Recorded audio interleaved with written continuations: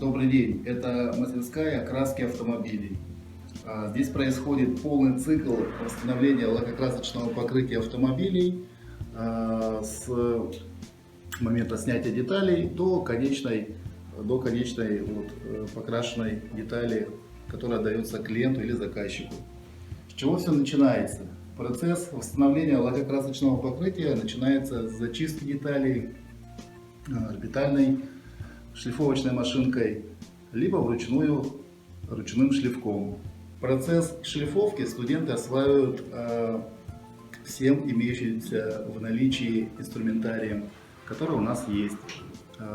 Далее, после шлифовки, очень важно провести полное выравнивание поверхности деталей, оперения, дверей автомобиля или капота. Для этого необходимо провести шпаклевку.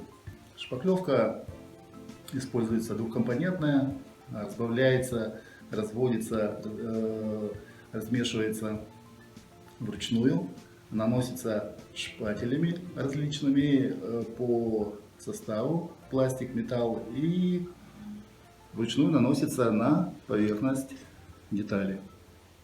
Для улучшения качества сушки, а также для того, чтобы сократить время этой самой сушки, шпаклевки на готовой детали, мы применяем инфракрасный сушитель. Это очень хороший инструмент, он помогает очень сильно сократить время работы в вредных условиях, поэтому его использование и применение необходимая часть.